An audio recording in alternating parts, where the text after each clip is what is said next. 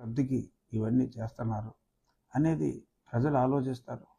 మీరు కౌంటర్గా మా పార్టీ వాళ్ళు ఏదో ఆఫీసులు పెట్టారని చెప్పి ఏదైనా రాతలు రాసినప్పటికీ విఘ్నులైన ప్రజలు అటువంటి చెడు రాతల్ని నమ్మరు.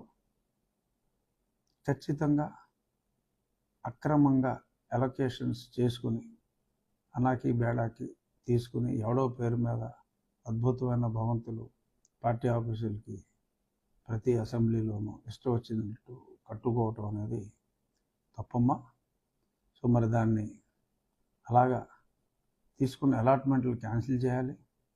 మరి ఆ కట్టడాలని వేరే ప్రభుత్వ కార్యక్రమాలకు, ప్రజా సంక్షేమ కార్యక్రమాలకు ఉపయోగపడేలా ఉంటే అలొకేషన్ క్యాన్సిల్ చేసి ఆ భవంతులను వాడుకోవాలి.